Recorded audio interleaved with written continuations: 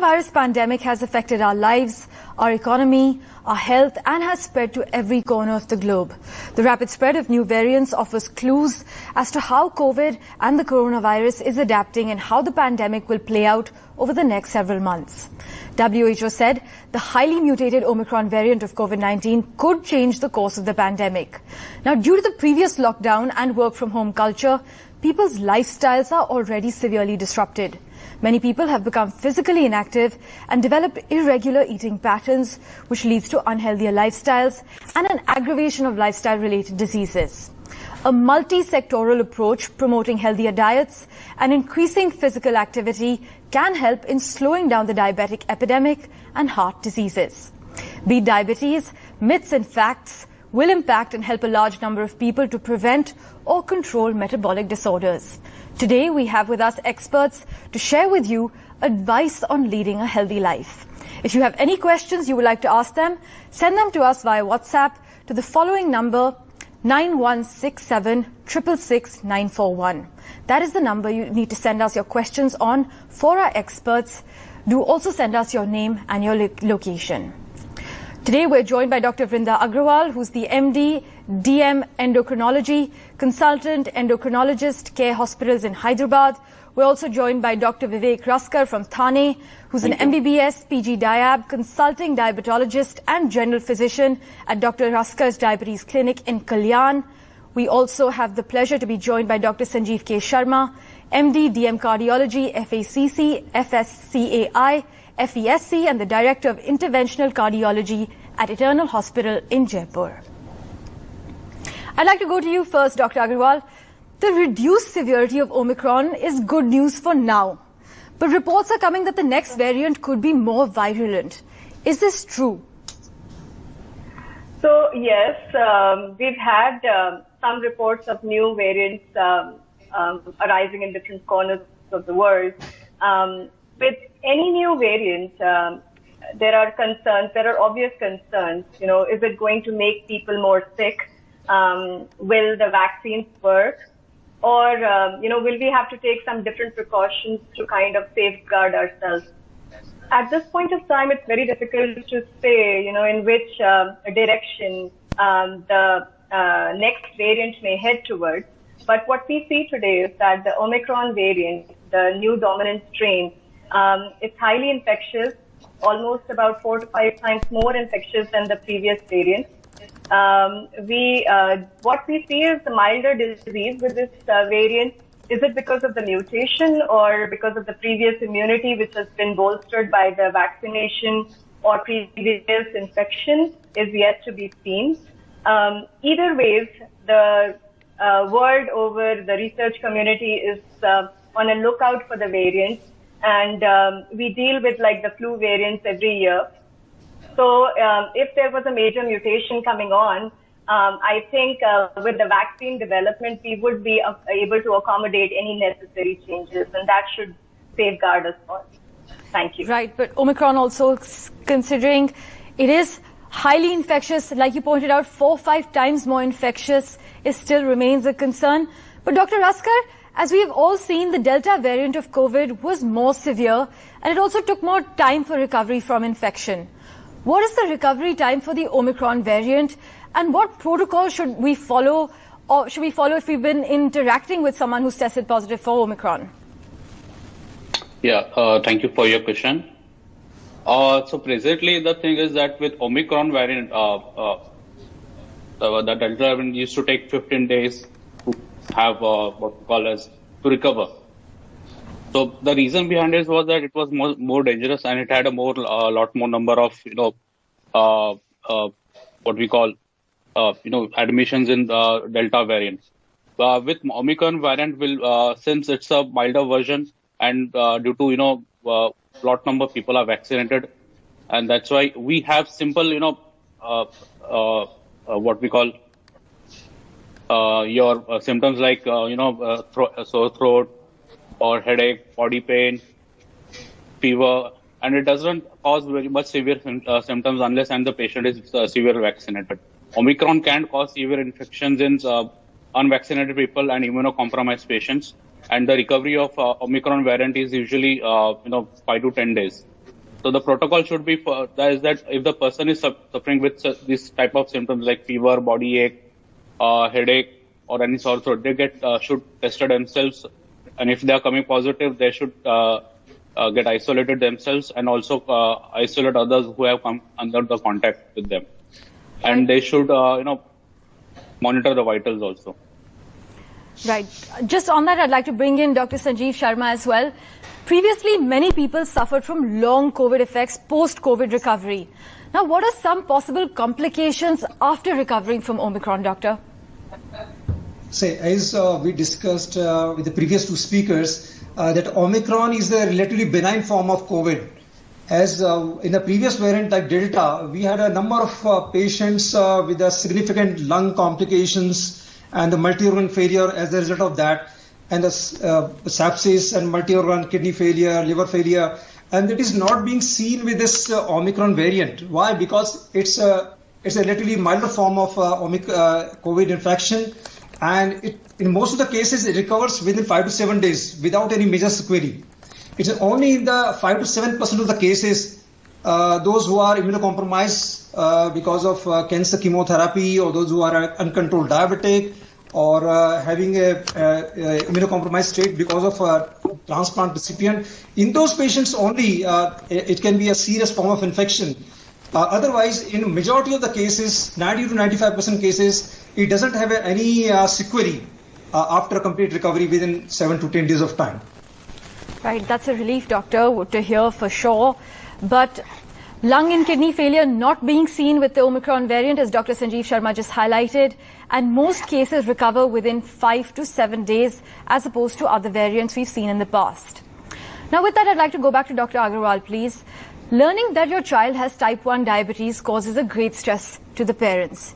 It also means that they have to take an active role in the child's health 24/7, which lab tests are performed to arrive at the diagnosis of type 1 diabetes mellitus.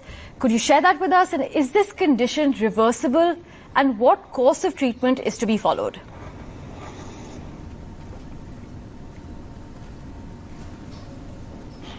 Dr. Agrawal, are you able to hear me? Yes, can you hear me? I'd like to repeat that question to you. Now, learning that your child has type 1 diabetes causes a great stress on parents. Now, which lab tests are performed to arrive at the diagnosis of type 1 diabetes mellitus? And is this condition reversible? Also, what course of treatment is to be followed?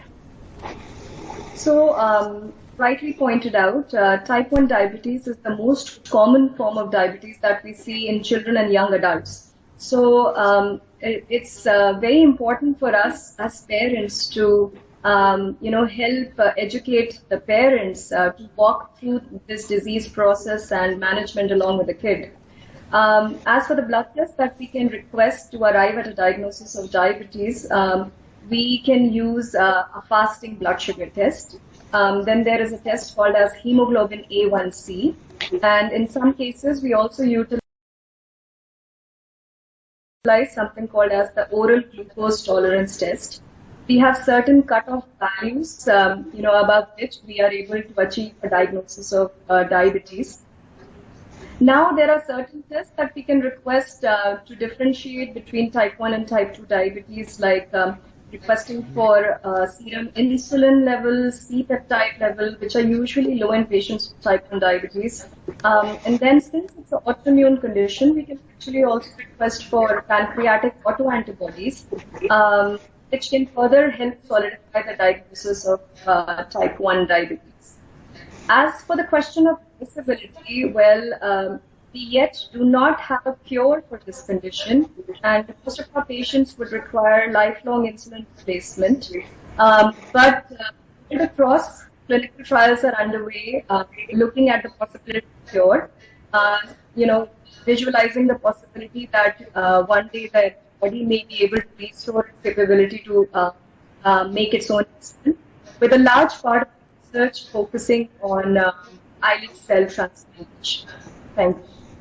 Right. Dr. Raskar, tight glycemic control is considered an essential strategy to prevent chronic complications in people with diabetes mellitus. Now, what are blood sugar goals for people with type 1 diabetes? Yes, type 1 diabetes is the peak of the chronic condition, and what tight glycemic is important in case of type 1 diabetes. The glycemic target depends upon the patient. It is usually patient centric. All the patients, for example, small child has a lenient glycemic control, and the target goals are usually lenient. And it also depends on the the patient support system. Are the parents educated or not? If the child is equipped with technology, with latest technology controlling type 1 diabetes like CGMS technology and insulin pumps, and if that's available, then we can go for glycemic control. As the child grows older, then the leniency gets, and we try to get tighter glycemic control. For example, in children who are just 5 to 6 year old can have a glycemic at around with HbA1c of 7 to 7.5 up to it also. But as the child gets about 12, he enters into teenage, adolescence, then we go for glycemic control with HbA1c of less than 6.5, and and that too with the help of latest technology equipments like CGMS, continuous glucose monitoring, and insulin pump, and how motivated the child is and his parents. Meanwhile, we're slipping into a very short break. The discussion continues. Do stay with us.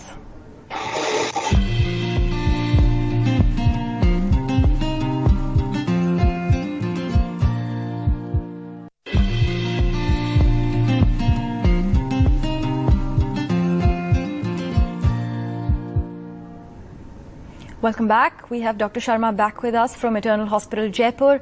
Dr. Sharma, I'd just like to ask, is it true that consuming high levels of sodium and low levels of potassium may raise your chances of cardiovascular disease? Yes, it's a very important fact that a high intake of sodium and low intake of potassium leads to hypertension or high blood pressure, and which is a very important risk factor for stroke, we say is a brain attack, and also for heart failure and heart attack, and also for kidney failure. So consuming high amount of sodium and low potassium leads to increase in blood pressure and all those complications, heart attack, stroke, and the kidney failure. So we always advocate to consume low sodium, high potassium diet. Thereby, we improve the vascular health. There is a better BP control, and then eventually results in a less incidence of stroke, heart failure, and kidney failure. Right. And Dr. Agrawal, what is the time frame of taking insulin before meals? If you forget to take it before eating, can you take it during or after the meal? So type 1 diabetes is a chronic condition in which there is an absolute deficiency of this hormone insulin, which is required to keep your blood sugars under control. So most of our patients require multiple daily injections of insulin to keep their sugars under optimal range. In today's day and age, the good thing is we have different forms of insulin available to us, which basically is defined by how quickly they start to act and for how long do they stay in your system. So we have the rapid-acting insulins, which start to work within a few minutes of initiation of insulin injection. Then we have the short-acting insulins, which may take about 30 minutes to work. And then we have the intermediate-acting insulins, which may take a few hours, and the long-acting insulins, which can be dosed once or twice a day to keep your fasting blood sugars and in-between meals blood sugar under control. As for the mealtime insulins, to prevent the rise in blood sugars from consuming a meal, now depending on the rapidity with which they work, we utilize either short-acting insulins or rapid-acting insulins. The rapid-acting insulin has to be taken about 30 minutes prior to a meal. And the rapid-acting insulin, given that it starts working so quickly, can be given 5 to 10 minutes before a meal when it works the best. Now, in cases where, the patients may forget to take the medication on time or they've just wrapped up their meal, the rapid-acting insulin gives you the flexibility that they can be dosed as you are eating, or as I like to tell my patients, within 10 minutes of having finished your meal. So, with rapid-acting insulins, we do have that option. Thank you. Right. Dr. Vivek Raskar, is it normal for blood sugar levels to fluctuate? How should a person stop his or her blood sugar from fluctuating? See, the blood sugar level usually fluctuates all day, but it should fluctuate in a range of 80 to 140 milligram per deciliter. So if a blood sugar is fluctuating between 80 to 140, that is fine. But if there are the fluctuations which is causing a lot of hypoglycemia, that is blood sugar levels falling below 70, and hyperglycemia, which is blood sugar level more than 140s or 150s, then that is that fluctuation is not good, and which leads to a good amount of end organ damage to the organs, and it leads to complications like cardiovascular disease, retinopathy, neuropathy, or nephropathy.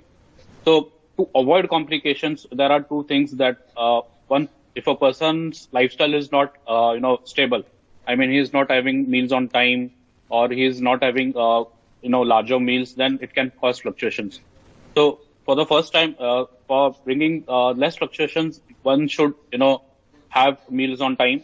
One should have short portions, take medicines on time, have proper sleep, and have good lifestyle, and that will bring down the fluctuations a lot.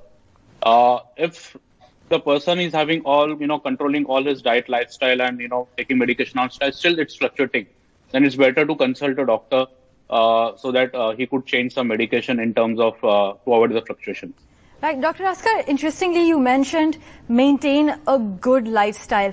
Can you elaborate what a good lifestyle entails? Good lifestyle entails is having proper sleep pattern up to 6 to 8 hours. After waking up, you go for half an hour or 45 minutes walk in the sun, and then have a proper breakfast, and then have a lunch at around 1 to 2 p.m. And then you can have a small nap in afternoon, then evening some snack, and then dinner before 8 p.m. and having a sleep of 7 to 8 hours. And the diet consisting of more of protein and less of carbohydrate and fiber, less mental stress. All this, incorporate the healthy lifestyle. That sounds like a state of utopia, but yes, it's something we should all yearn to work towards. But with that, I just want to touch upon another aspect, Dr. Sharma. Heart failure can lead to cardiac asthma. Now, what is cardiac asthma? Is it a symptom of heart failure? And how different it is from asthma? Could you take us through that? Yeah, yes, cardiac asthma, this term is a misnomer. It's not an asthma. It's an episode of breathing difficulty as a result of heart failure. When you say it's a heart failure, it's a left heart failure, which leads to congestion in the lungs. And this congestion in lungs increases when you lie down during the night. So fluid from all over the body comes to the heart, and because left heart is weak, it results in a congestion in the lungs. So this extra fluid in the lungs causes breathing difficulty. And this is known as a cardiac asthma. Whereas in a bronchial asthma, what we conventionally say is asthma, it's all because of the bronchospasm, which is as a result of change of season, change of weather, or exposure to pollens or exposure to pollution. This leads to reactive bronchospasm. And the treatment is also different. In a cardiac asthma, you have fluid in the lungs. So we give a diuretic to flush out the extra fluid from the lungs, and also give medication to reduce the load on the heart. This is how we treat the heart failure. But in allergic asthma, we have to give bronchodilators, nebulizations or the inhalers, and also antihistaminics to control the asthma. So two are different conditions. The asthma is the bronchial asthma, and cardiac asthma is a heart failure symptom, breathing difficulty because of congestion lungs as a result of left heart failure. Thank you for providing us that differentiation. But Dr. Agrawal, I just want to go back to kids and teens with type 1 diabetes. Now, we know they have greater risk for other health problems, many of which are also autoimmune disorders. Now, which autoimmune diseases are associated with type 1 diabetes mellitus? So, rightly said, type 1 diabetes is an autoimmune condition. And, we know that if a person has autoimmune condition, they are at a higher risk of developing other autoimmune conditions. More commonly, what we see in patients with type 1 diabetes is the autoimmune thyroid disease. And almost about 5% of patients with type 1 diabetes may harbor this condition. This can be easily diagnosed by checking for labs like a serum TSH, thyroid stimulating hormone, and anti-thyroid antibodies, which a large portion of these children and young adults may have even without having any significant hormone fluctuation. Then celiac disease is another condition which is very commonly found in patients with type 1 diabetes. Celiac disease is a condition in which a patient has a heightened sensitivity towards dietary gluten. This can also be diagnosed based on an antibody level that we specifically check for this condition, and some patients may require small bowel biopsy for confirmation. Then there are certain skin conditions which could be associated with type 1 diabetes, like vitiligo, wherein we see patchy loss of skin color, and alopecia, wherein we see patchy loss of hair. Now, these conditions could be diagnosed on a good clinical examination. Some patients may complain of gastritis, and some patients may have anemia. Specifically, an anemia we call as pernicious anemia, which is secondary to low vitamin B12 levels. And these could also be diagnosed with simple blood tests. What is imperative is that we diagnose these conditions in a timely fashion and institute treatment to best benefit our patients. Right. Thank you. Right. Thank you so much for joining us, doctors. I'm afraid that's all the time we have on this broadcast. Thank you so much for providing us very valuable insight. It's been a pleasure.